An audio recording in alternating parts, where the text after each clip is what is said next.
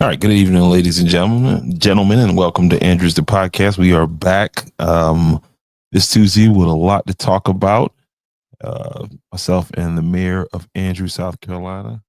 So you guys, as soon as you get in here, please do us a favor and hit the like button, hit the share button, so we can bring more people in to this conversation. And we got a lot to talk about tonight. But I want to start off talking about something that I saw in the Coastal Observer, and and it's dealing with this new municipality that's in the process of being formed here in the county of Georgetown. And I find it interesting about this whole thing. The whole thing I find interesting about it is that you got these people that want to strike out basically and determine their own destiny in that part of the county. And I think what's being overlooked is the reason why they they're asking to do this. Now it's more about what the sheriff is talking about, the sheriff and elected official, who, by the way, is not a monarch. Okay, and but it seems that he's treating this community's right to organize and incorporate as if it's a personal favor for him to approve whether or not he's going to police it, which is driving me crazy, just the whole idea behind it. But I don't know enough to really have I got an opinion, but I need to just learn more. I mean, let's be clear. What we're talking about, for those of you who don't know, this is not a new, Georgetown County is not looking to annex a new part of the county. They're not looking to add to its landmass. What the people in that area is looking to do is, again, to they're not breaking away, they're not adding territory. They're simply trying to formalize what's already there and gain local control over zoning, growth, and everyday decisions that shape the future. They still pay county taxes. They still fall under the county's jurisdiction. They're just asking for a stronger voice where it counts. Okay, again, they're talking about a new municipality over in Georgetown County, over in the Waccamaw Neck area. And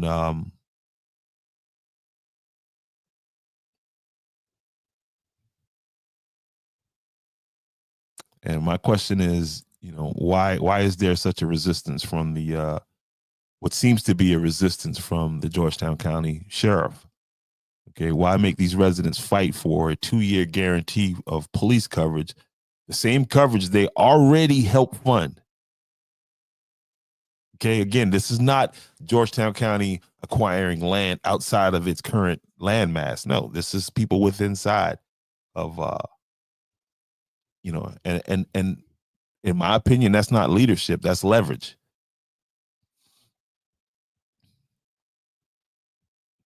This is the kind of thing that happens when people in power grow too comfortable, when no one on the inside ever challenges the person with the badge or the title. And that goes for the Georgetown County Council, because some of what I'm hearing in this piece that I read is some of the same things that came up when you people in Georgetown County's millage rate doubled. Okay. Let's not forget the same sheriff raised concerns about jailing and inmate responsibility after the county approved $65 million bond for a new jailhouse. You can't talk about capacity and coverage like the system isn't, like the system is stretched thin when the county is literally building a new multi-million-dollar expansion.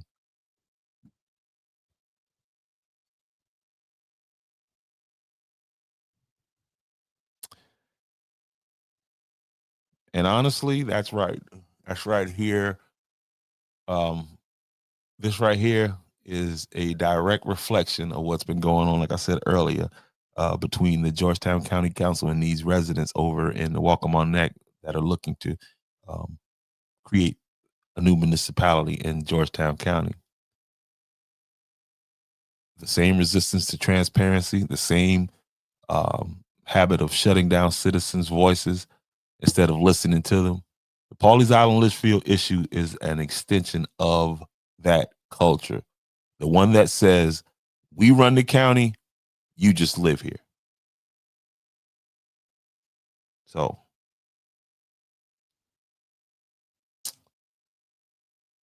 yeah, I think that's a ongoing situation over there, and we'll talk a little bit more about it. But let me bring in my partner in crime on. Let me not say that. Then we didn't clip that out. We didn't clip that out. Yeah, I knew they were criminals. Oh man, they were that, huh?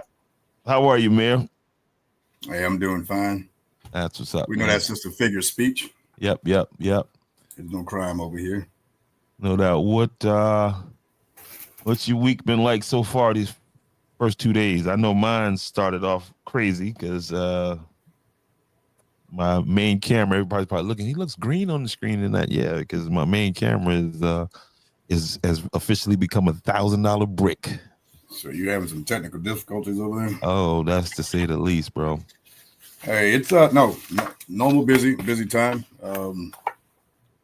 Every day, nothing like extraordinary. But it's extremely busy, and we're in this season. Fall, we start to have a lot of community activity, community events. Mm-hmm. Which really kind of kicks off around the homecoming and Heritage Festival, and then this weekend we will have Main Street trick or treat, and again, we have that in Main Street so we can kind of control or give our kids a safe place to go out and there we go. And trick or treat and have a great time. And we've had great participation from the businesses, local churches, and that kind of stuff over the years. And hopefully they will come out. I recall at times we have over 800 kids out there. And so it's that kind of event. And followed next weekend will be, this weekend, Saturday. Saturday is the first of November is the Veterans Parade. Veterans Parade, absolutely. Yeah. So the Veterans Parade will happen. And the following weekend will be our very first municipal, Andrews Military Veterans Ball, which is shaping up to be a great event. Get your tickets. Yeah, they're going quickly. At least the promises. We need people to go ahead and start to register so we can listen. If you promise and you hem and haw, I already told you. Just go back about 2 or 3 weeks and look at it. I'm not going to repeat it here. But you might have a source once the tickets sell out. Just throwing that out there. So you may be scalping tickets at Oh, it's gonna cost, because this is a hot ticket, man. This is a hot ticket. This is a hot ticket right here. Well, I think one of the things we'll talk about tonight that involves our keynote speaker is what the governor spoke on today is their efforts. Well, I mentioned that because our guest speaker, Sheriff Leon Lott, is also the commanding general for the South Carolina State Guard. And you see he was up there with the governor today. He has a major role in supporting this effort that the governor and some of the nonprofit organizations are kind of put in place just in case, to lessen the impact of the SNAP program being placed on hold until the federal government gets their act together. So hopefully, I haven't heard from him, his office. Hopefully he can still be able to do this. And perfectly by that time, by the 8th, this thing is behind us and things are back in order. But it's a lot to discuss on that matter as well. But this is what we're going to do. And again, honoring our veterans, and we have quite a few local veterans around here. We'll have other folks coming in. We're trying to get a Medal of Honor, South Carolina Medal of Honor recipient here, but I'm not so sure if that's doable. But we're working on that.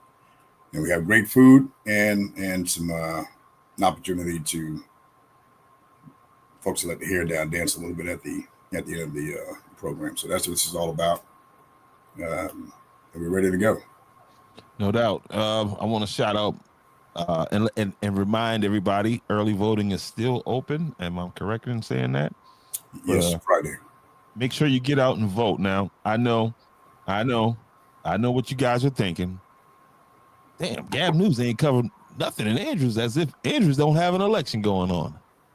That should let you guys know there's not enough blood in the water over here for them. That's pretty much what that's symbol. If there was some controversy or something going on, he'd be over here covering it. Or if he actually cared about his viewers, okay, and cared about the information that his viewers got, then yeah, he'd be over here covering. I keep looking at this camera, and yeah, you need to look this way. But yeah, so y'all make sure y'all go out and vote. Let's keep this man in place right here. He's been doing a good job for us at a discount rate, which is what we pay in Andrews. So don't need to go past that. I think I don't know. I mean, you've got people that's gonna have an opinion on everything, but it's hard pressed to tell me to show me somebody that works harder for the town of Andrews than this man right here. And I think general information, there are 3 seats available, 2 currently occupied by, again, Mayor Pro Tem Eddie Lee, we're speaking of, and then Councilwoman Angela Anderson currently holds. She's running again for her seat, and then there's 1 vacant seat that Mr. Brian Gary is seeking. So 3 seats, three candidates. However, hey, candidates, I'm here. I mean, Gab didn't give his ass the kiss. He ain't gonna help you out, but I'm here every Tuesday night. Please send this stuff over. I mean, if you expect me to go to your page and pull it over here and do it for you, send a check, and then I might do that for you. But other than that, if you send the information, this platform is open, point blank, because I think that's just, again, that's what'll happen if we just sit back and just let it go as it go. Andrews just get, nobody's concerned about what's happening in Andrews until something happens in Andrews. So, but yeah. So again, as you said, the early voting, which is at the county's election commission office only. That's where you can vote. You can't vote locally anywhere else but there, and that ends Friday. And then, of course, on the 4th is your final opportunity to let your vote speak for you. And we encourage everyone to come out. Again, when you have these off cycles, if you will, it's not a lot of hype to get behind, like you said, until there's some controversy. And that shouldn't take controversy to get us out to vote. But we still have an opportunity. So let's hope everybody get out there and take care of business. Yeah, because again, it's been pretty quiet over when it comes to Andrews in this whole voting cycle. But to the candidates, I mean, you better get these people out to vote, because I think some of you are just sitting as if, this is a done deal. But history has proven that it's not a done deal, and you're sitting idle may cost you. So yeah, and so there things, I know there's planning going on right now for a meet and greet sometime between Thursday or Saturday. And never too late to get out and give an opportunity to people to come out and talk to you. But that will probably be the one and only opportunity before the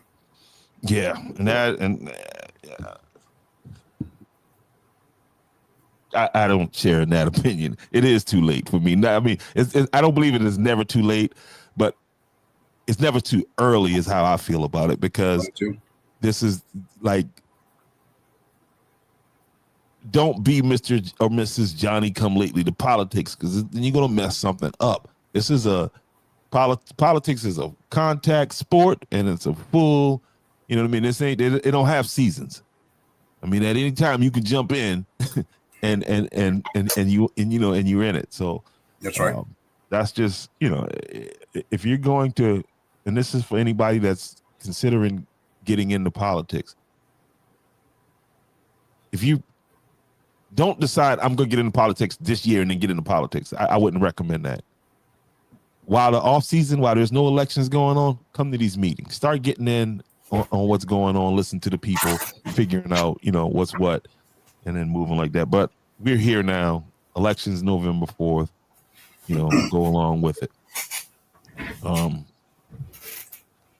I do want to say that you see my name down here. Juror 222. 222. That was my number. That was my number. And apparently they got the message at court because the judge came in and was like, "Listen, y'all good for the week. Y'all go home. Everybody, you know." You were asked to leave. I'm like, man, I went downstairs like, look, I'll give y'all this money back. Just let me hang around because you know what I mean. Something might pop up. Put me on standby. They heard about you. Oh man, yes, sir. But listen, you made reference earlier to the situation where the governor was speaking today, and I'm gonna play it. I'm gonna speed it up so we don't have to. Governor McMaster's talk a little low, but I found it interesting that what I look at everything, but I just thought where our keynote speaker is going to be.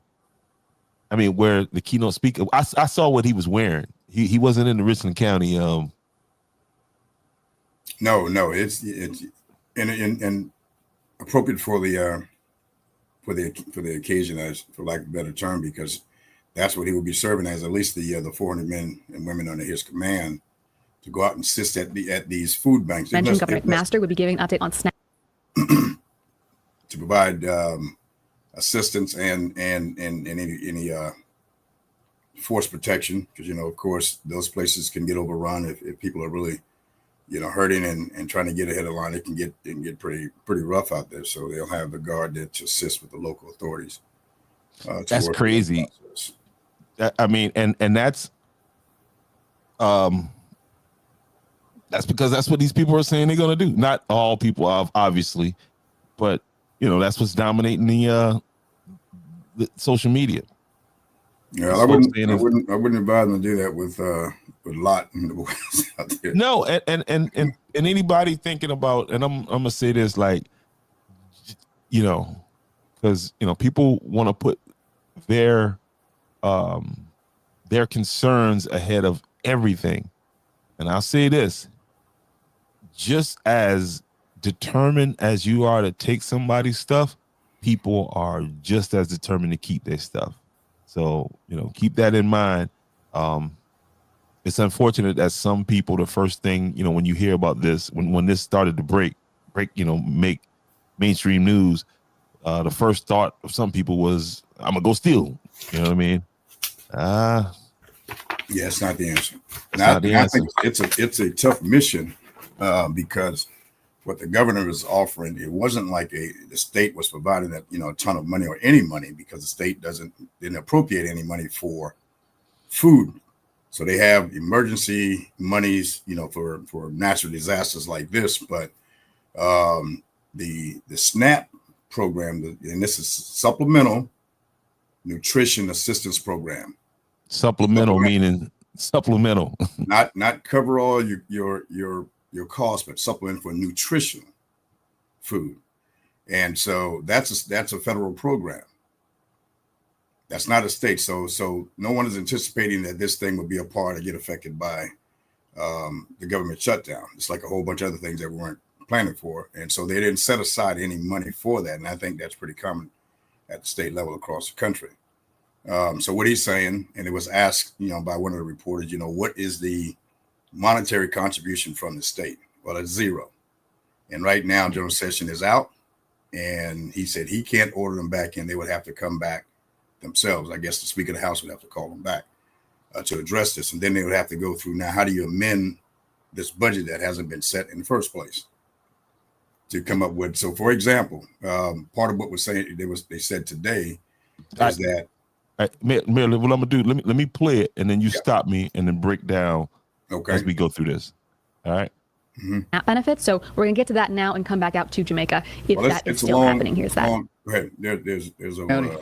As all of you know, we're here to address the needs of the people of our state and their safety during this time of trial, when the food for a lot of people has been cut off by the dysfunction in Washington. We wish they could pass that resolution to just keep spending money like they have been for these kind of things, and debating other questions at other times, but they've chosen so far not to do that. So that means that for these types of things, we are once again left to ourselves, which we are prepared to meet, and it's a good thing. As y'all know from many times we've been at this podium in this building during emergencies, some terrible emergencies threatening death as well as destruction, South Carolina always pulls together. We've got a great team. We've worked together. It's a highly experienced team. It's a highly motivated team. And it's a team that cares very much about the people of South Carolina. The one fund is administered by the General Carolina Community Foundation located in Columbia. The fund was established, you'll remember, in 2015 following Hurricane Joaquin, when Governor Haley set it up and asked the South Carolina, it to serve as South Carolina's coordinated philanthropic response to disasters such as this one, as well as hurricanes, other storms, and fires. The 1SC fund has been activated in hurricanes Matthew, Florence, Helene, as well as COVID, as you remember. 99%, that is 99% of every dollar donated to the 1SC fund is granted to nonprofits, that is charities that provide local assistance in South Carolina. The remaining 1% goes for outreach and study and research and reporting and administration and oversight of contracts. The Central Carolina Community Foundation has activated the 1SC fund to provide emergency monetary support, that is money, funds, to food banks and local feeding partners statewide during the suspension of the SNAP program. We don't know how long that's going to be. We'll address that in a few minutes about how quickly we can respond. Now, again, this is for So essentially, and everyone else will follow him. And these are just agencies like the CEOs of each of the 4 food banks. And for our area, it's the Low Country Food Bank. Okay, so the CEO will come up and speak. But what will happen? The guy behind him is actually DSS, and he essentially said that to give you a snapshot of the cost of this, what they provide regularly. For September, there was over 266 households, 266,000, I should say, 266,000 households provided SNAP benefits. Over 556,000 individuals, totaling over $103 million, almost $104 million just for September. And so that's why the governor said he don't know how long this is going to last. Yeah, and well, the thing is, it's SC1 fund, as he said, it was stood up 10 years ago under Governor Nikki Haley, and it was for nonprofits, so other, not the state, because it's don't appropriate funds for that, for them to pour into this fund, then so it can be available for natural disasters, not for food, situation like SNAP, what SNAP does. So there's no money in there for that. So what they came together today is to call all, everybody who's willing to donate to this one South Carolina or 1SC fund. And then this money, the 99% of the money that go in there that goes in there will be available. Banks, not to the people. Gotcha. This is to the food banks. The food banks will go out and purchase what's necessary, and then they distribute across South Carolina. I got you. So then, but it's still the challenge is if all of that happens, then how do these people get to it? So we still have these food deserts. We still have these things about, that people can't get to it. So here in the town of Andrews, there are 2 that I know of. I know one, Ebenezer Baptist Church has a food pantry that's once a month. And so that's food donated from Food Line in this case. And they pick up twice a week and then distribute it on once a month. They will occasionally have a pop-up bank, but it's once a month. And if the need or there's a ton of food, they'll get it and make sure it gets to the people. Helping Hand does this, and I'm not sure how frequent they are in town. They used to be a permanent fixture here. That changed a couple of years ago, and I know there's one church, I think Church of God, that has a soup kitchen. But again, that is, those things are available for anyone. But when you got a crisis now, you will have more people coming. Is there going to be enough to sustain to meet the demands is the question. And so then I don't know. It's a challenge, and that we could potentially have here in South Carolina or across the country. Checks for contributions to charities, and we're asking you to do this. This money that goes to the 1SC fund will go directly to the food banks that we have that have been established for years all over South Carolina. We have a presence of food banks in every single county. All of this can be found online. We have 900 food banks and food pantries in the state, and they're broken up into 4 regional groups: the Golden Harvest Food Bank, the Harvest Hope Food Bank, the Low Country Food Bank, and the Second Harvest Food Bank of Metro Atlanta. Also, the second part of the effort is I've asked the State Guard to participate. The State Guard has men and women all around our state that can respond to disasters, that can help in a variety of ways, and they will be there to assist in whatever way they can at these locations during this time. And I mean, the only way I can see them assisting is crowd control. So this is what they'll help take things off, and if it's if it gets rowdy, those guys are there to to make sure that the people are out on this mission are safe. And that's in conjunction, not guardsmen operating as police officers, but and it's almost like a shield, if you will. So we really do have a great team, and what we're asking is, we know people give regularly, some very generously, to charities, food banks, all these various charities all over the state. We want to encourage you to keep doing that. But this money that comes into 1SC fund will be used only for this effort and having the food and other supplies and things that are available at these food banks all over the state. All this can be found online, and we'll have questions in a little while. Georgia? Thank you. Governor, thank you for calling on us at Central Carolina Community Foundation to activate the 1SC Fund, which, as you said, was created in partnership with the governor's office 10 years ago. I do want to say very clearly that South Carolinians know how to help their neighbors in times of crisis. Most recently, we saw that with Hurricane Helene. That was the largest activation of the 1SC Fund. As context, that raised over $6 million. I want to say that today because we need people to step up and give in ways that they have never given before. We need our corporate partners and other foundations, philanthropy, to come together in a unified way to make sure that 550,000 people in the state who will not have access to their food benefits on November 1st have the food resources they need when they turn to their local food pantries and food ministries and food banks. This is insane. Yeah, this is insane. This is serious. Yep. This is very serious. But I think we have to go back and I think there's a lot going to be uncovered.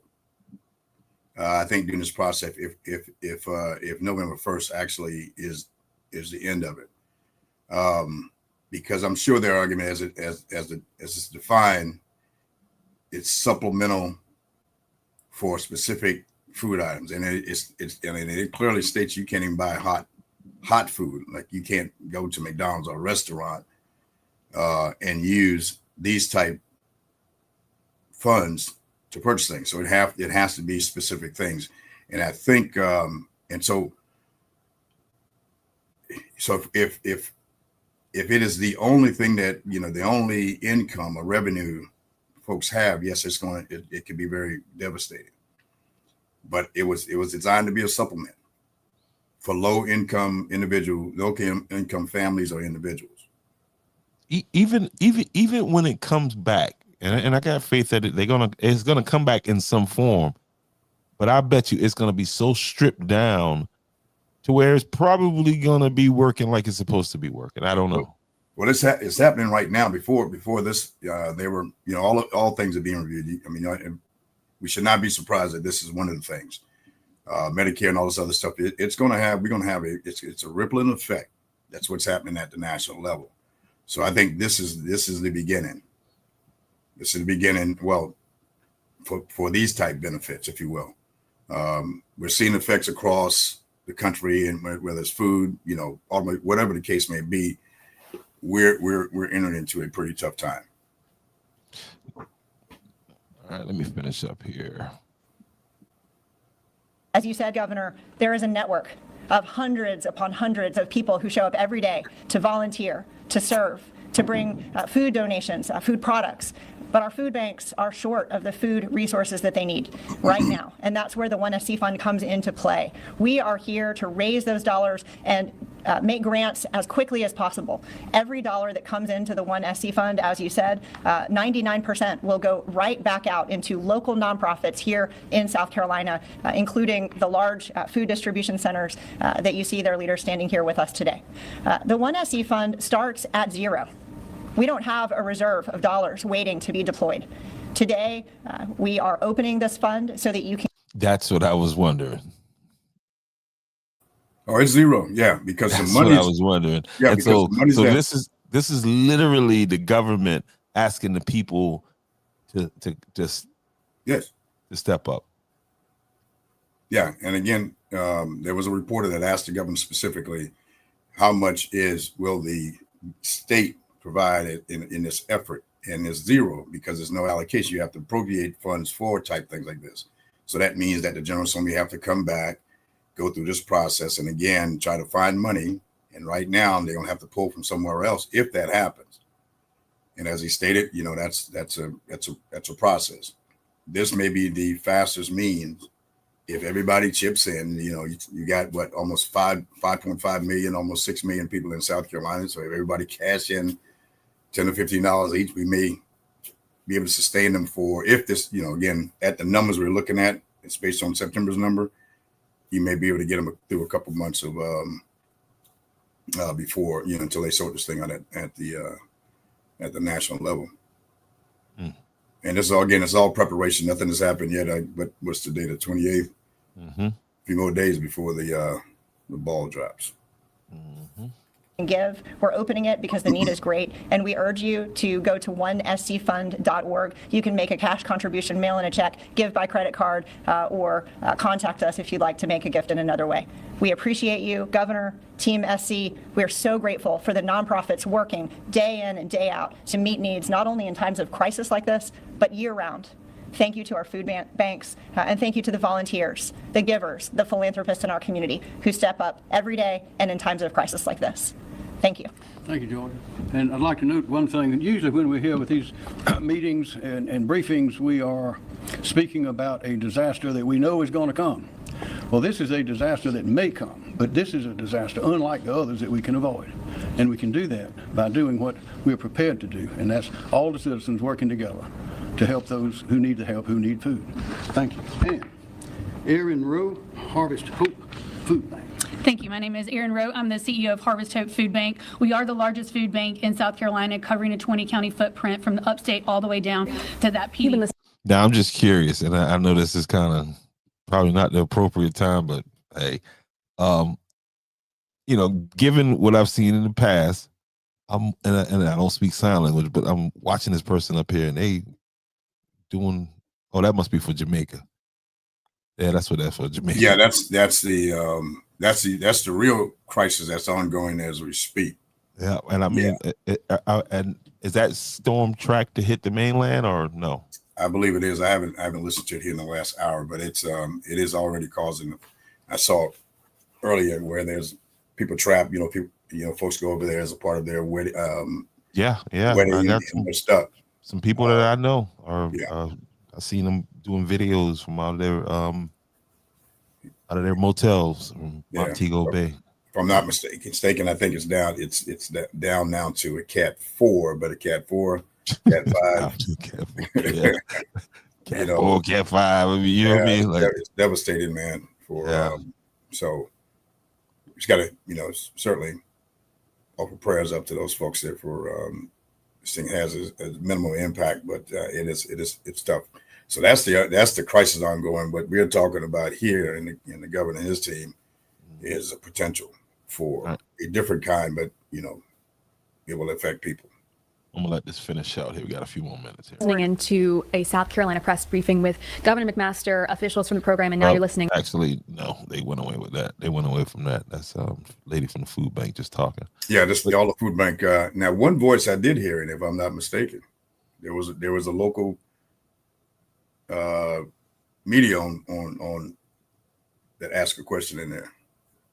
if I'm not mistaken, if you go back to about the 2640 mark, you'll know. Okay. I knew who it wasn't. Who? Was my man Fab up there? Nah, the other is with a G. Oh, he was up there. Well, I believe I heard. Yeah, I believe he was there. I think I heard his voice on the scene, man, in the big house. Yeah, he. I think it is. We just have to verify. But hey, you're getting it straight from the horse's mouth. Yeah, and I mean, he. Speaking of that other agency, man, been following that race in Georgetown, which is interesting to say the least. But and I've been looking at following the media coverage of it, the so-called media coverage of it. Now, in this last piece, where he did this paid ad for the incumbent mayor, I guess she was talking about, where she's from, her ties to the city, and it was labeled properly from the legal perspective. It was labeled properly as a paid ad, but from an ethics perspective, to turn the comments off, I mean, that's borderline like North Korea. That's like, that's propaganda at that point. You know what I mean? If you're gonna, that's just one way. When it's that one way conversation, it's propaganda. Okay. So, and I have to say, what that would make me, that would give me pause about this person. That's not, you're a public official, but you're gonna go on this person on this page that purports itself as a news agency, fair and balanced news agency, and then turn off and then engage in, flat out censorship. Yeah, I don't, obviously my focus is here, but it's interesting. I'm only aware of what's happening in Georgetown because I have some friends that are seeking election over there. So from that perspective, I a little bit, but I have not seen this video. But it's interesting. Yeah, they seem like you would want to hear some feedback and address those things, but to each his own, man. Yeah, and again, I would say to the Democratic Party, y'all better start fighting. Better spend some money. Spend some money. That's what y'all ain't doing. That's what Scott said. Hey, send me some money. I do whatever you want me to do. Obviously. That's who did the interview. That's who did the. I don't know if he did the interview or not because the sound was great on it. The sound quality was great. So I think they probably had somebody do it. And I'm just basing that on history now. You feel what I'm saying? Now I have to admit, my last couple interviews, the sound was crazy. As a matter of fact, I got a new cord right here. I keep going to that camera. Right here, right now, to take care of that problem. Because it was brought to my attention that the Jackets are going to be playing on Thursday night this week and not on Friday. Yes, sir. I heard that today. Thursday night. Philip Simmons. Yep. And we need this victory here, boys. We do. We need this one here, my boys. Definitely can use this one. But last week's game, great game. Senior night. I thought it was special. Chris Stewart got off to an epic start to get the team going with the scoop and score, and then following that up with the touchdown reception, and it just it went our way for the rest of the night. There's my man Kobe Marlowe. Yep. Yeah, there was. Yeah, you're right. It was. We needed that kind of a win. The team didn't match up with Andrews, but it was enough that it gave us an opportunity for a coach to work on some things and get some other players in there. And I think that's the part I enjoyed a lot to see what's coming back next year, because these, the AJs and the Chris, those guys are on their way out and hopefully to the next level. But I was certainly happy to see that we've got some talent coming back as well. We've got some real talent. My fun moment of the game was Seth White.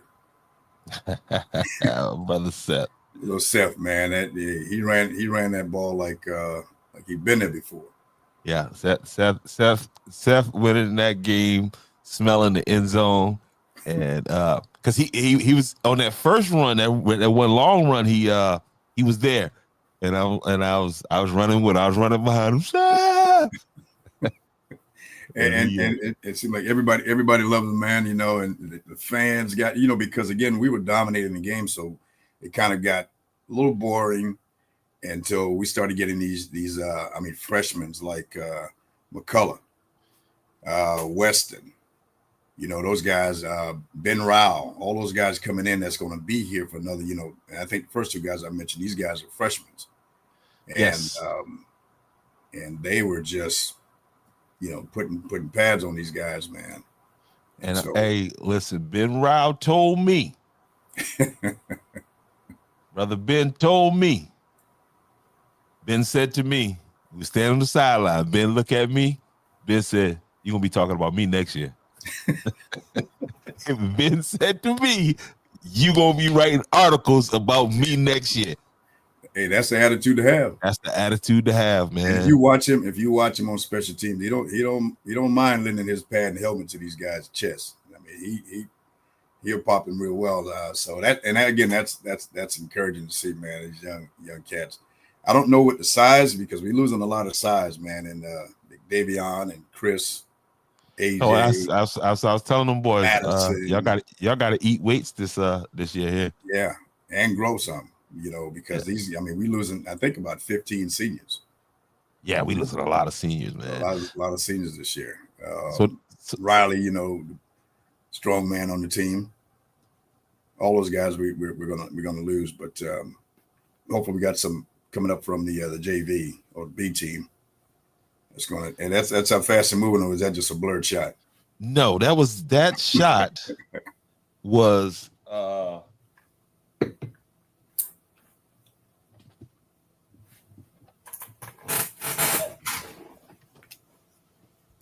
So what happened with this shot, right? And it accidentally worked out.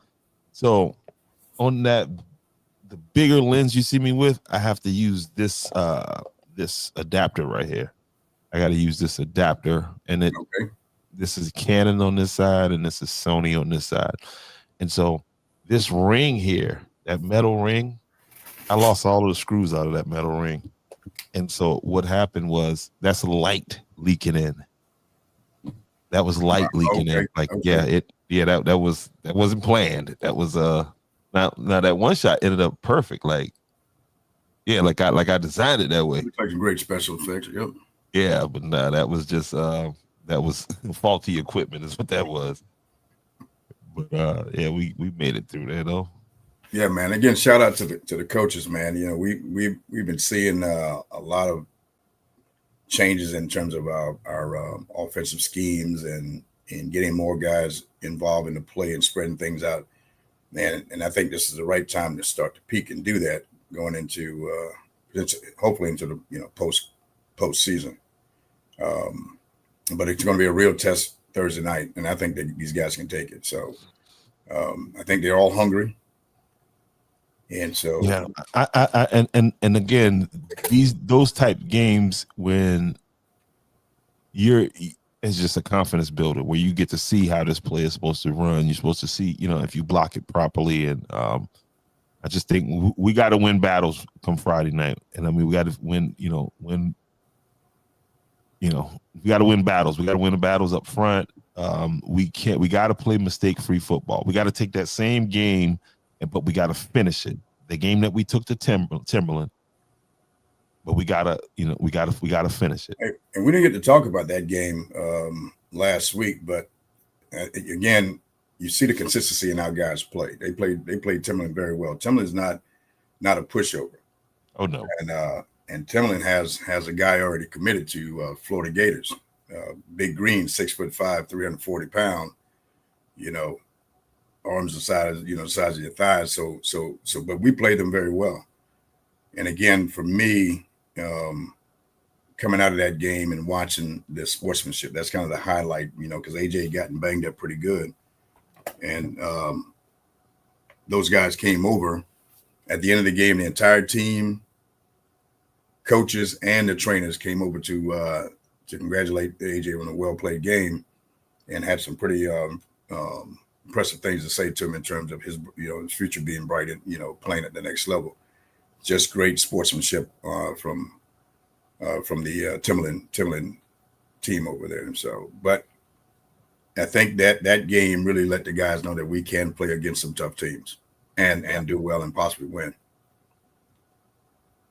Yeah, that was because that was a game we could win. At no time did the guys feel like, you know, toward right at the end there that they I saw the guys they were in that game, you know, right up until that pick six, which was just a damn good play. I mean, you know, and it was and a special shout out, man, to young Avery Durham, man. Finally got on the Player of the Week board. I thought he should have been on there 3 weeks ago, but he's here now. We got you there, buddy.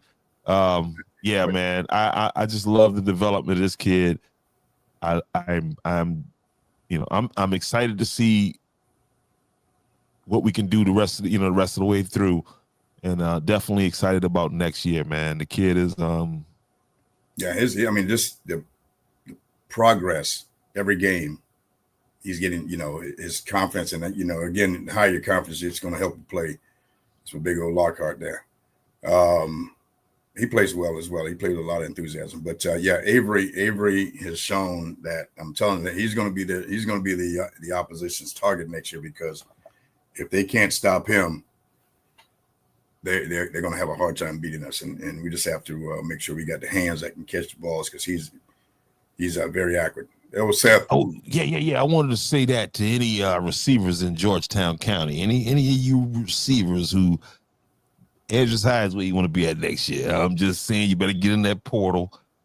We got somebody that can deliver that ball to you. I'm telling you, the kid throws a beautiful ball, accurate, on point. So if you are a receiver in Georgetown County, you can transfer schools, and you know what I mean. But you call for transfers? Yeah, you might as well go ahead and hop in the portal. Hop in the portal. I'll see about getting you you know, game day meals. You know, get your family a game day meal at Chico Loco. I mean at Mexican. Yeah. That'll be part of your NIL deal. You know what I mean? So moms, if you like Mexican food and you want your son to play with a big time arm in Georgetown County next year, Andrews High School might be you're probably going to pop up another 2-3 inches over next year. So Avery's going. Hey, and again, we got to talk about, you know, Josh Civilian, our kicker, 85. Yeah, I didn't put the man, and the team members told me Torres, and I didn't printed this man name some Torres. I renamed the baby. No, Civilian. Yeah. Josh. Yeah, Josh is. Hey, he has been a difference maker. He's been a game changer for consistent too, man. Consistent. Oh yeah, he's very consistent. If he missed, which I only seen, I think about 2, maybe 3, you know, he's right there on it. You know, I think he had the goal post the other night, but everything else is up the center, kicking with authority. And so that, again, all of these pieces in the strategies are coming together for. When was the last time Andrews kicked a field goal? Not an extra point, field goal. Got the ball down and was able to became an option. Yeah, became an option. Like now, we can come away with points here. I can't recall. So that kid, I don't know what y'all got to do to make sure he. And is he here it is right here. I think he's he's a sophomore. Yeah, that's what I was about to say. He's a sophomore. He's a sophomore. So yeah, we got a chance to. I don't know why I have that. Yeah, it's sitting right up here. I didn't notice. Yes, he's a sophomore. See this kid move on to the next level as a kicker. Easily. Yes, I am always hop into that portal, baby. Andrews High School. Big Rick. Oh, he must have won this weekend. Oh yeah, the Eagles won this week. Dallas didn't though. Dallas did not. I promise you they didn't. And I mean, listen, we got the brakes beat off us, Carolina Panthers, but our starting quarterback was out. That's what it was? That's what it was. Y'all went down there with y'all whole team and with your chest and got that mile high sickness put right in you too. That was, oh my goodness, man. Hey, I shouldn't enjoy somebody else's team losing that much, but I do because of people like Leroy Hayward, Nathan, and you know, this is probably the nicest guy, but I enjoy seeing his team lose too. Corey Rush, you know what I mean? Precious moments. Well, like what did he say? Precious moments. That was a precious moment seeing y'all. Woo-hoo. Yeah, they look pretty bad. But yes, Dak is back. Big Riley. Big Riley, hop up in here, man. Man, that's my guy there, man. I'm telling you. Hey. I'm gonna put the link in the chat here. I mean, yeah, in the chat. Hop up in there, up in the building, Big Riles. See, invite guests. Well, they're all my guys, man. Down in the job, adopt AJ, and that's my grandson. So we claiming them all. Whoa, Rick, you're going too far, Rick. You're going too far, Rick.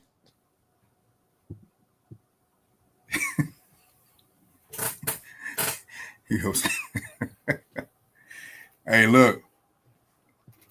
I'm not saying anything. Nobody's giving the coach any time. I mean, any air time.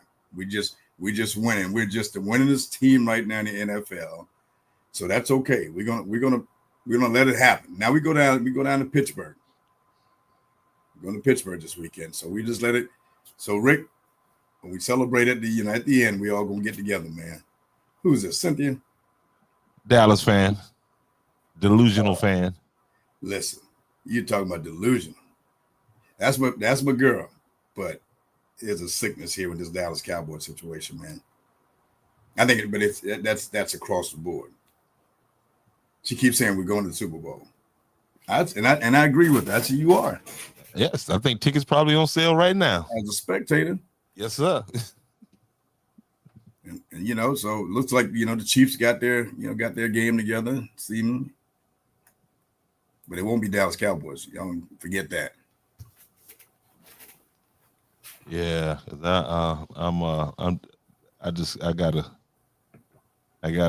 I'm sorry, but I gotta kind of rub it in a little bit here. Hold on. Let's see here.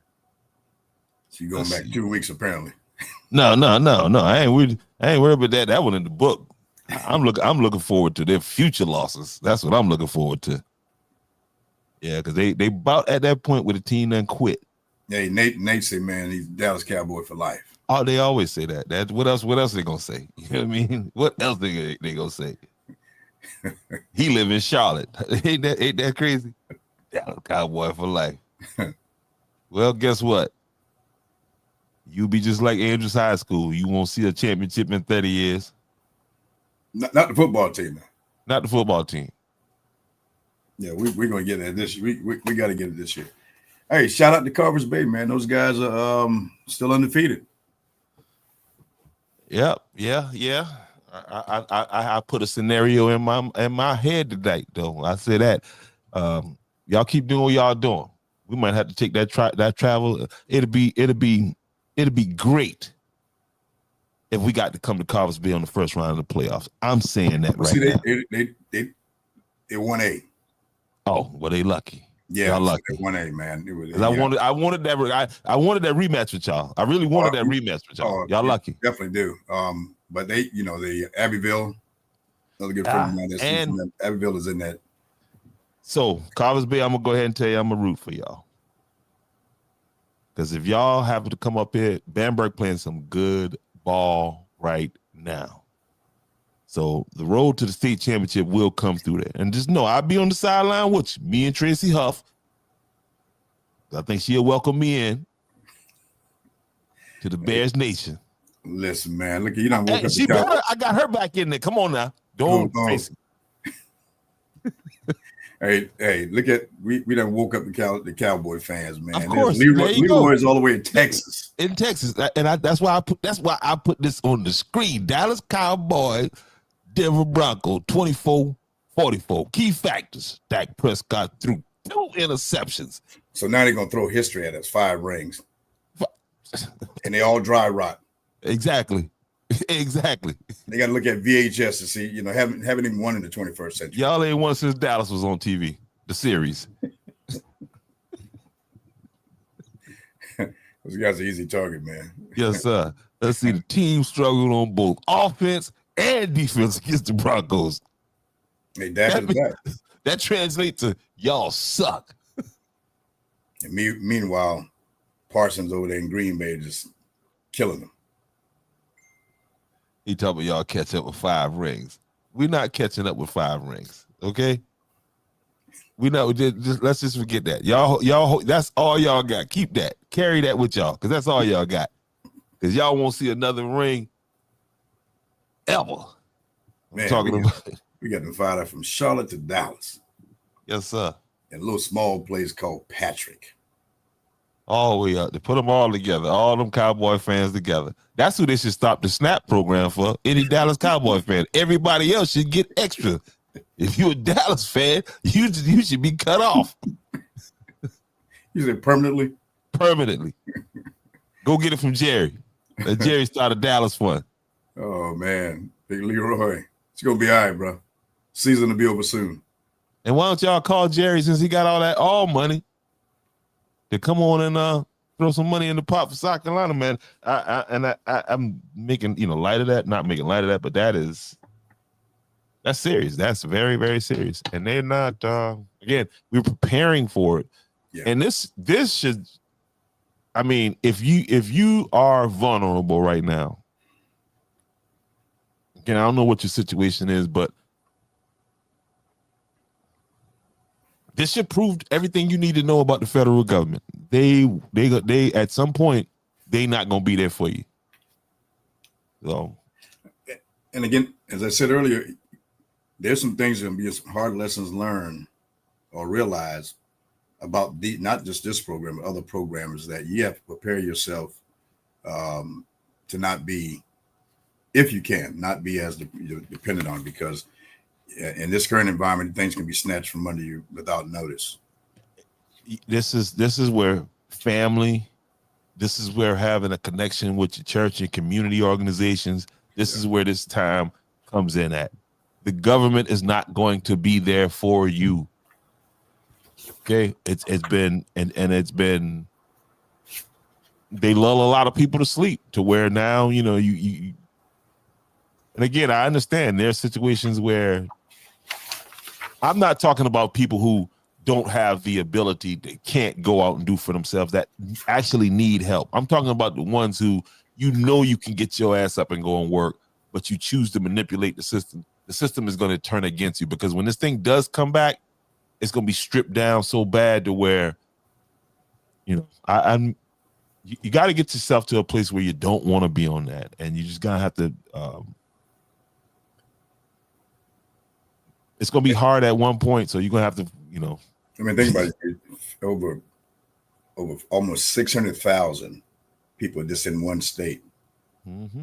So there's a lot of folks affected by this thing, man. And, the elderly, and, it's like Sheriff Lott or General Lott said in doing his remarks, it affects 71% of the people affected are children and elderly.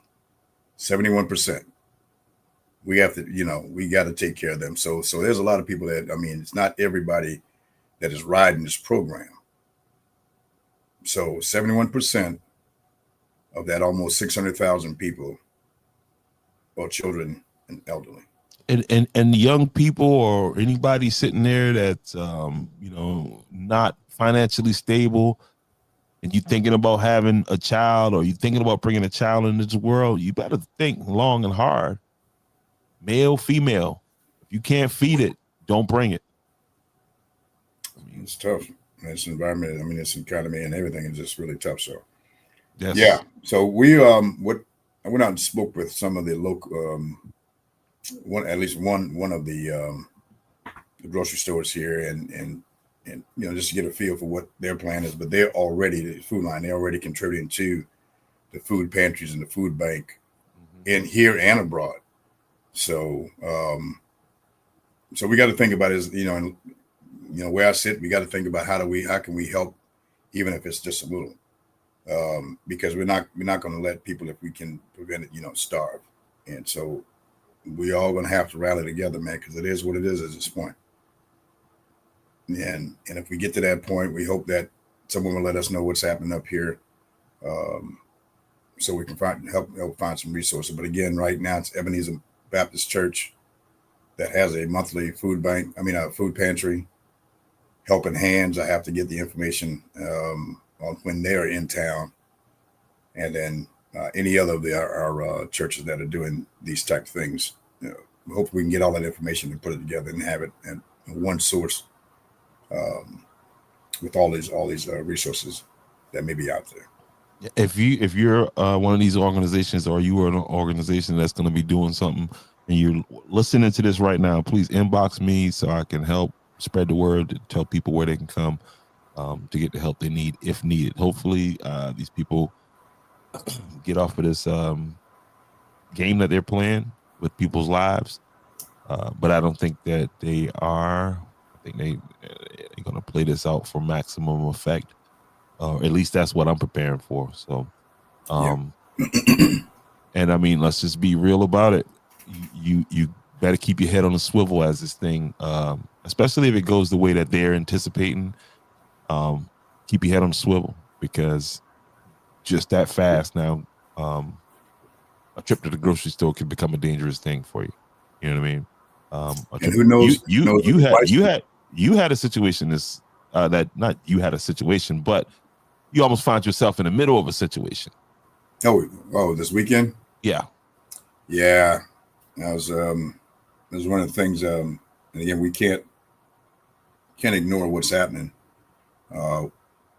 as we shift here to this thing. Is we can't ignore the gun violence across the country, but more specifically in our state.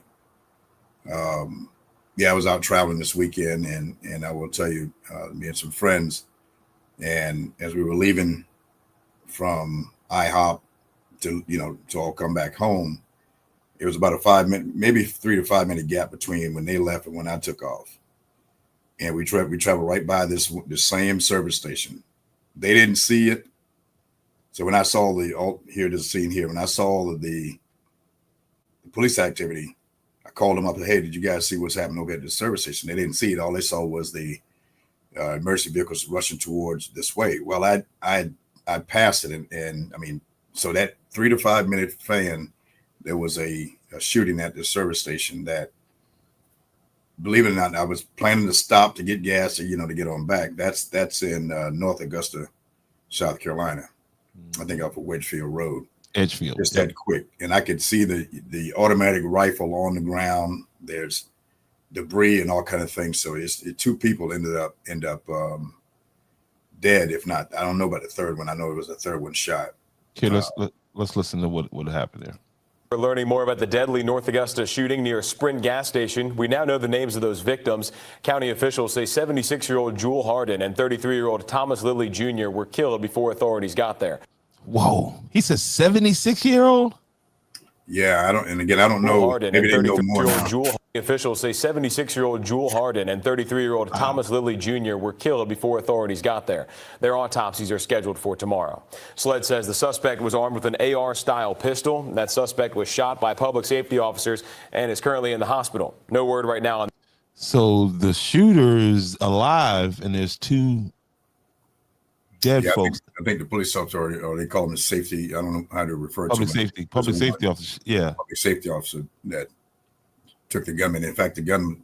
I mean, as I'm driving by, I could see the gun that's on the ground, and I didn't see. I thought that there was bodies. After I went back and reviewed the thing, there was actually clothing, all marked and that kind of business. But it was about 3 to 5 minutes, and I would have been in the middle of that had I stopped there to get gas. On their And condition, so and SLED has not Go ahead. I'm sorry. Go ahead. yet released that name. SLED's investigating that situation because a North Augusta public safety officer shot their gun. That's standard protocol. Stray bullets hit the Nancy Carson Library next door, putting holes in the windows of the children's section after going through multiple walls. Those areas are now blocked off in the library. We are still working to learn more from SLED, including what led up to that shooting.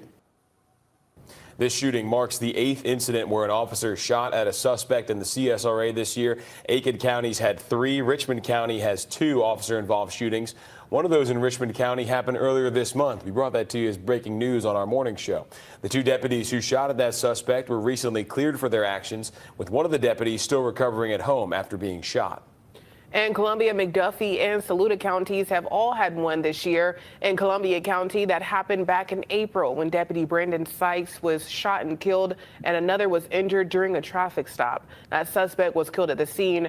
And for South Carolina as a whole, Sunday's shooting is the 40th officer-involved shooting this year. The company that owns Sprint gas stations is responding to the deadly shooting that killed 2 people Sunday. The statement reads in part, quote, EG America is deeply saddened by the events that happened on October 26th at our Sprint store on Edgefield Road in North Augusta. It goes on to say the safety of our guests and team members is our top priority, and we are providing support for those impacted. The statement. But I mean, what could they do? There's nothing they could do in that gas station about that. I mean, man, yeah, it's tough. I mean, yeah, because you know we're right here, right here in our own town. Yeah, it's just the guns are in the wrong hands of people, and it's getting worse. And it just crushed it. I mean, it didn't. I wasn't afraid about the what could, I'm looking at what's happening. Mm-hmm. In innocent people, young people, and in South Carolina they have to do something. We got to do something different. I mean, the individual responsible, we talked about this before, and it should be nothing short of taking these people off the street for the rest of their lives. But we can't do it now. They highlighted the number of officers involved in shooting. They ain't talking about the number of shootings that's happening. Thank you. They just have to be there and had been able to affect it one way or the other. So then that leaves the people who are around, who seeing what's going on. They're obligated to say something to bring these people to justice, and that's the part that's not happening. And that's the part that disturbs me, because again, when I reflect back here, just a few weeks ago, young man gunned down in the street. Has there been any movement on that? Not to my knowledge. The sheriff department has that investigation. Sitting on it. If you're in, and the thing is it's nobody. And what we have to understand too, it's you have to have either evidence or cooperation. Or eyewitness, somebody is willing to come forward and say, I saw it, and this, X, Y, Z, this is the person that did it. Otherwise, you have another unsolved. That's just it. You can't bring people to justice just based on what you think or what you heard, because and it's not fair. So if you're my friend and we're out here and something happens, I expect that you will, hey, look, say something. And that's what people got to take inventory of when you're going out to these places. Who are your friends? Because I know of situations where mamas don't know what happened to their baby, and that person who was supposed to be their best friend, their roadie, was right there, but can't give these people no kind of closure, no kind of answer. No, and people suffer, and then people it affects everyone around. We talked about all these events we have, and it makes people uneasy, don't want to participate. And I don't know if they think it's cool. That is not okay. So, yeah, that happened. That happened Sunday. Matter of fact, Sunday, right there in North Augusta, man. And it should not be that you can get shot anywhere you go in South Carolina or in this country. Yeah, but the reality is, folks, is And I mean, I forgot what was the name of that app. We was talking about it, where you need that app to when you go in some of these areas, you might want to check and see what's going on in the area. You know what I mean? And then when you get in the area, you still need to be on your P's and Q's, because again, that's a Sunday. You know, we're in the South. Everybody thinks it's laid back on a Sunday. Who expects to be at a gas station, man? And that happened years ago at the Shell, right? The Shell gas station right off of South Carolina State, man. This man stopped at that gas station on his way, dropped his daughter off, stopped at the gas station to gas up before he went and got on the highway, and at the gassed up and was at the air pump and got shot and killed. Yeah. Yes, it's heartbreaking, man. I mean, yeah, stuff hits differently. It just does. Appreciate that, brother Leroy.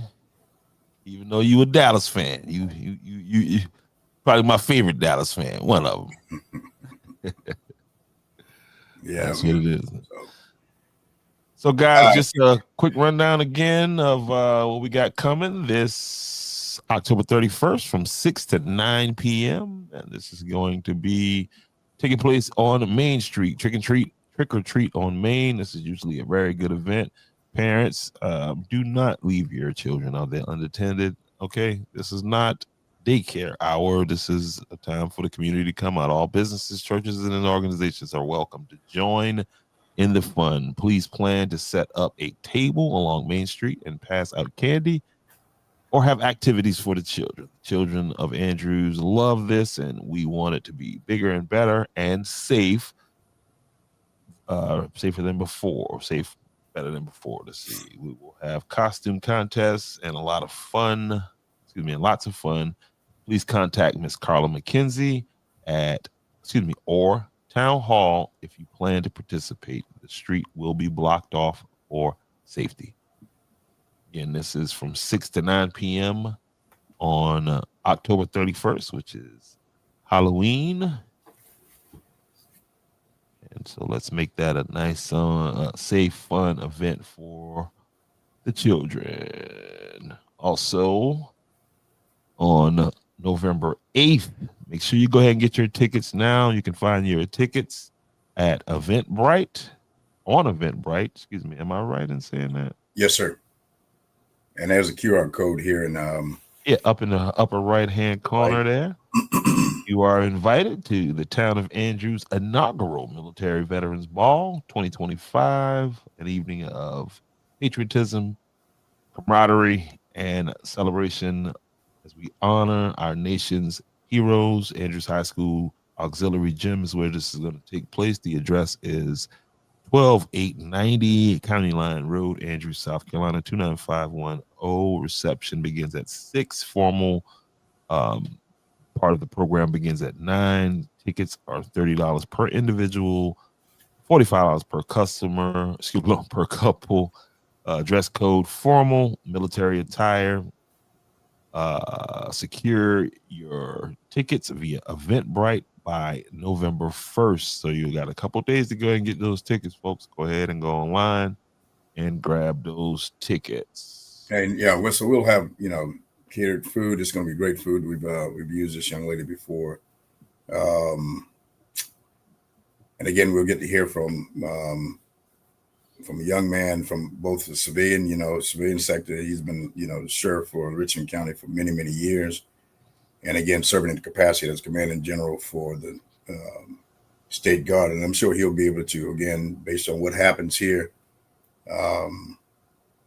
with this SNAP situation with the federal government, he'll be able to, again, share some inside light on what's going on across the state. So we're excited about that. And so we want everybody to come out. So all the proceeds for this will go to our POW MIA monument that we're going to build just across from the MLK monument here off of South Morgan. And so that's where all these funds will go. If you can attend, we look for any contribution or donation toward this effort. But this would be only one of 3 POW MIA monument in the state. So we have a lot of veterans, monuments pertaining to the, Vietnam and other wars, but one of 3. It will be one of 3 once we get established here in town. And so there's 2 up this way. What's that? POW? Yeah, there's one in Orangeburg at the Edisto Gardens, and okay, let me correct that. Yeah, it may just be veterans. Maybe veterans. And they got a thing down in Bamberg along the street.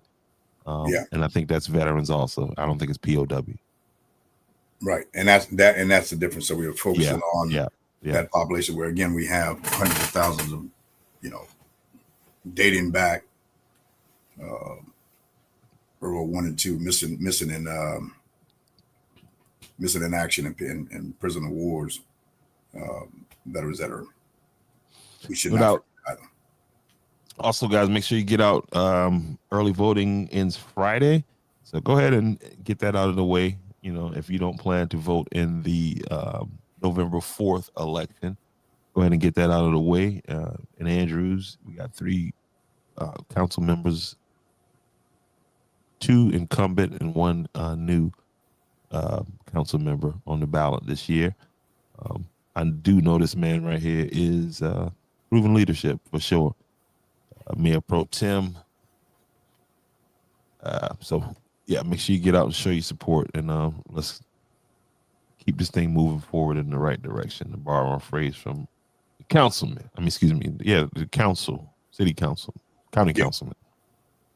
Yeah, but I was talking about that thing, and we'll get out of here earlier about the proposed new town, proposed new municipality inside of Georgetown County, where there was an article that was in the Coastal Observer. Let's see if I can find it,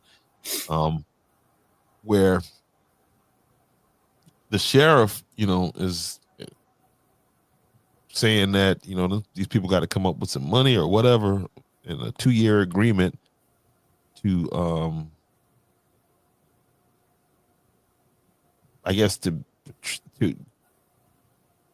I don't understand, because this place is in Georgetown County, so it's not like he's already protecting them. So what? Once they become a town, we just don't protect them anymore? How does that work? You're talking the effort that's ongoing up in Pawleys Island.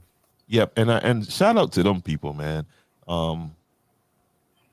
because I mentioned earlier, it's not said as to why they're doing that, and it's not just like they're just saying, "Well, we don't want to be a part of." We don't want to be a part of the county. We don't want to be a part of the county. It's just they're not getting the. I'm looking for that article with the sheriff in there. Yeah, and I think it's more so protecting. They want to preserve their community, and because I think there's a lot of. I know there's been a lot of discussion about rezoning and bringing in other things that may disrupt what they're accustomed to, and I don't think they have been. Their desires haven't been answered. And this has been going on as long as we've been dealing with the sales tax stuff and with the building here. These folks have been doing the same thing on their effort to try to stop some of the rezoning that was going on. And so I don't, and so I read the article, and I think what you're referring to is now that article was, and I don't know where they are in the process, but this specific conversation was about law enforcement protection. Now, I do know there's a lot that goes into establishing a municipality, a lot of services, water and sewer. But again, as you said, this is not an annex situation going on. So these people are here and are getting those services that that has been provided for years. Now, and again, I'm not in there. I'm not in the conversations, but what I see is what's happening. Obviously, is they're now establishing boundary and trying to get create their own municipality, which they will manage the land. Now, is it necessary? I don't know. I don't know if it's necessary to then change, to establish their own.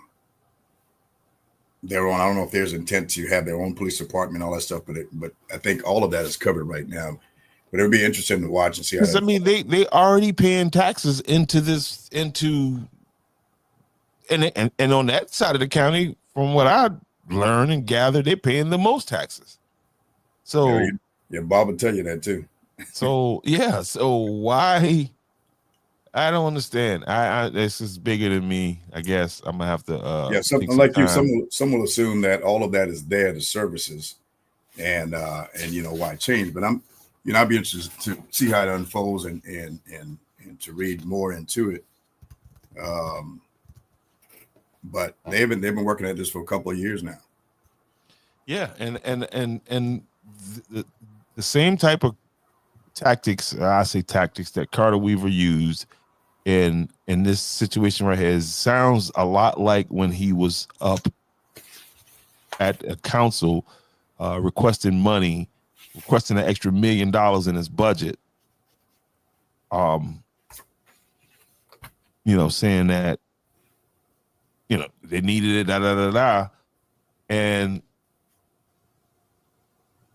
they ended up the citizens ended up catching the brunt of that, as far as you guys' millage rate doubled in Georgetown County.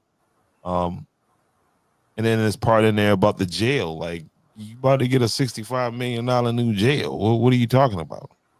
Do you guys house inmates at in Andrews? No. All of the inmates, I think, in the entire county go to the detention cell of 51. That's under the department, sheriff's department. So I don't know. I don't know the particulars. I'm not sheriff is a subject matter expert in this arena. And these sheriffs are going to jail in South Carolina. It is, and I'm not saying that he's one, but these sheriffs are out of control in South Carolina, and they're being arrested just to prove the point that I'm making. I keep thinking about the Candy Crush sheriff up there in Spartanburg. And it's just that kind of attitude, that kind of where nobody's calling them out. Not so much calling them out, but making them accountable. You know what I mean? Like they just move the sheriff where I am now. The previous sheriff, he passed on. The only thing that saved him from prison was death, because he was going to jail too. Well, I think all these guys have been around. I've met some of the players who initiated this effort to establish this municipality. So some very smart people, and I think they'll have these conversations, which is necessary to engage with service providers like the sheriff department, and of course, Georgetown County Water and Sewer District provides water and sewer for the rest, the unincorporated areas of the county. So it'd be interesting to see if that also changes, because it's now establishing boundaries. Trash services, all that stuff. All of our waste go to the county's landfill. Mm-hmm. So will there be a certain, an additional fee now because it's an established? It just makes sense, because it's not like it's going to be more people. They're not adding more people. It's just the people that's there is going under a different designation. Instead of being a part of the county, they're going. This seems to be something to discourage them from doing that. And that's the thing. Why are they doing this? Is it because they just rich and they don't want to be a part of it? No. Why are they doing this? It's because they can't get no movement with Georgetown County consistently. And so that's why, again, this effort's been going on for a number of years now. And it's because Parks and Rec, you got the Parks and Rec, emergency management. Mm-hmm. So all those things, so then are all those things going to be reconsidered now? Because if it becomes a municipality, we're fortunate. We have a all volunteer fire department, and those guys have been doing this for a long time and cover, outside of Andrews. So I don't know. I don't know if they have one. Again, when they draw these lines, will Midway, fall under that, or does that remain the county's resources that they may have to contribute money for? So I'm assuming, if you're going to pull, and again, their tax base is a lot higher than, Andrews and Georgetown. So then the money will be there. If you're going to pull that money, then you're going to have to pay for service. I mean, that's the way it is. So that may be the same for. So if they're pulling money that goes to the sheriff department, then the sheriff got to fight for resources to. So I mean, but where would they be pulling it? Like, okay, so what would happen? I don't know if you know, but all right. When it comes to taxes, how would that work? Would they would still be paying county taxes? So yeah, like even for us, if you look at citizens here in Andrews, we paying double. That's why a lot of folks want to annex in. So then and you look at the breakdown, there's a certain percentage that goes to the sheriff department for county use and those kind of things. So if all of that, gets caught up in this vacuum when this new municipality is established, then that's money potentially out of all of these agencies' pocket to include the sheriff. So the sheriff is, if that's the case, then he's right to be fighting to say, okay, if this is what you're going to do, because we don't know how that works. But I mean, even if they become municipality, that's just two taxes that they're going to have now. They're going to pay the county tax, and then they'll have to pay the municipal tax. And possibly, but maybe that's what he's making sure that it's, so I don't know. I don't know how that works. But if you pull it all back, if you pull in all the taxes, if that's even possible, then now you're going to have to push some of that back into the counties for all of these type services. Maybe that's not the case, but we're at this point, we're guessing.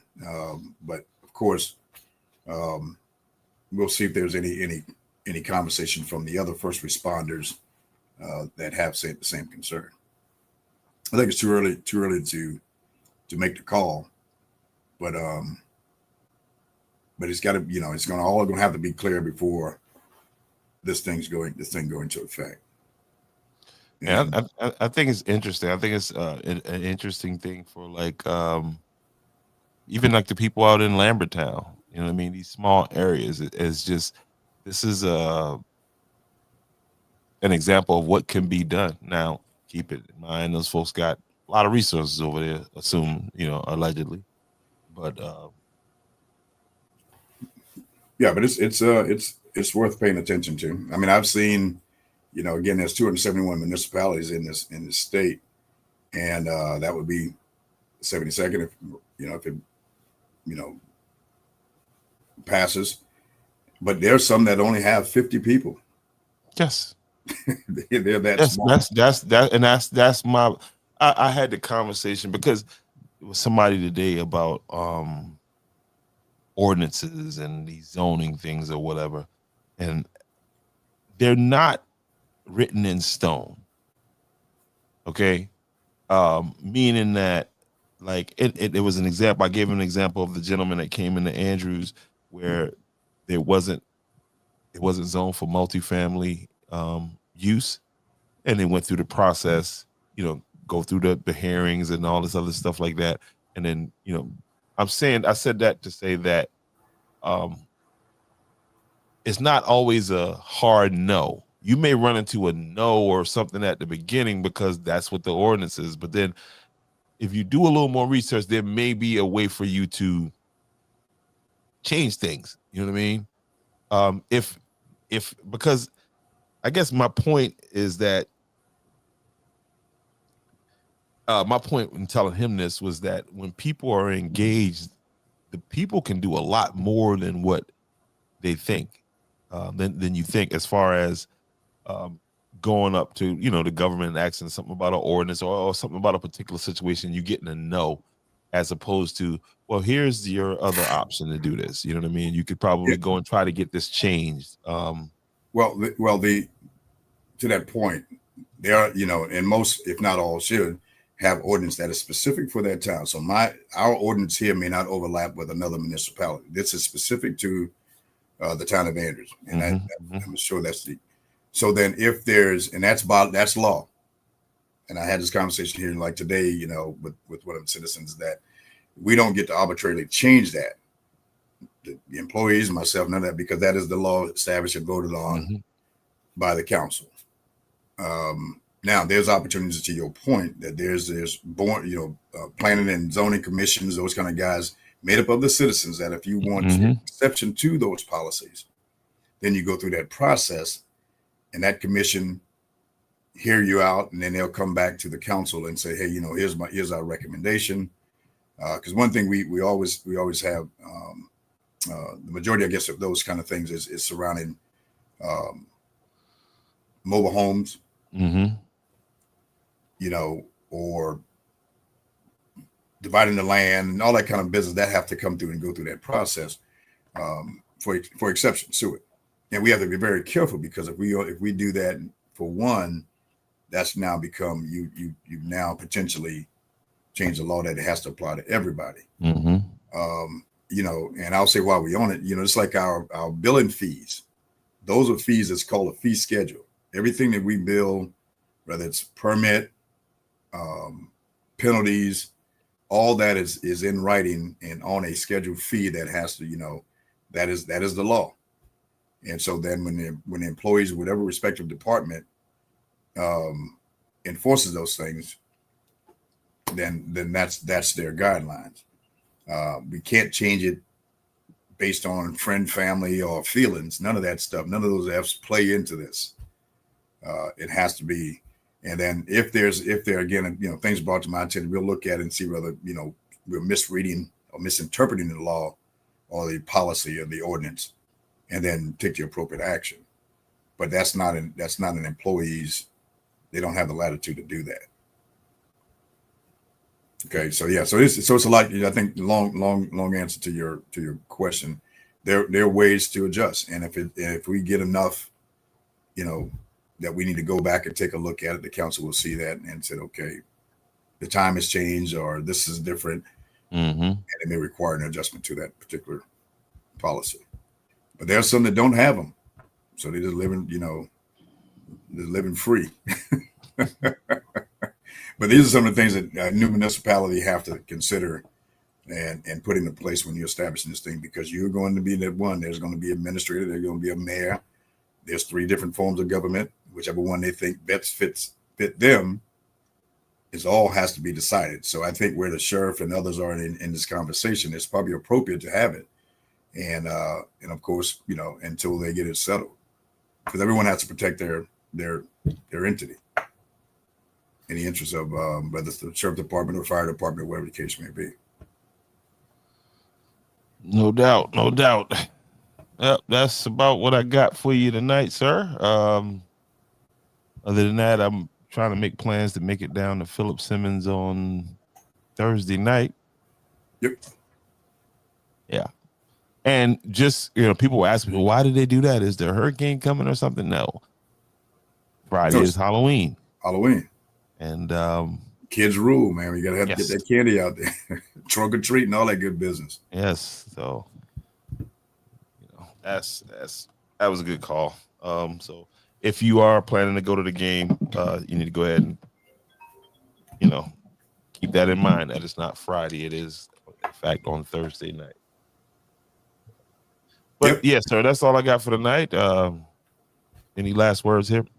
No, again, go out and purchase your tickets for the ball, so we can go ahead and complete the plan, so we can make sure we have enough food and seatings are done. You know, we don't want to wait till the last minute, so let's go ahead and do that. I think it's going to be a good, fun event, and again, with emphasis on, you know, celebrating our veterans across all the services. And we want you to come out Friday night to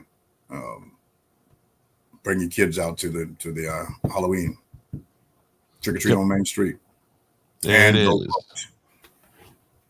There you go. Yep. Let's see if you wanted to do business in my line of work, or does the town have a permit or a code enforcement officer I have to talk to? Yeah, I think you're gonna have to pull electrical permits. He's in the electrical profession. Yeah, you have to be permitted to do that. And what a lot of folks don't understand too, even with plumbers, the plumbers are, you know, are required to be certified plumbers. So when, you know, we get a lot of it. Well, my plumber, well, who's your plumber? My cousin. Yeah, that won't fly. So you got to have a certified plumber that does that work, and those guys are expensive. Absolutely. You know, and electrical, you know, but it's a high demand for those special skills. And so shout out to Brother Nate who's doing that. But yes, sir, you will have to have a permit to operate in your hometown. No doubt. All right. So, but other than that, any other questions, guy? Address them to the Andrews website. Go to the website and text them the questions over there. But anyway, y'all have a good night, and we'll see you guys next Tuesday.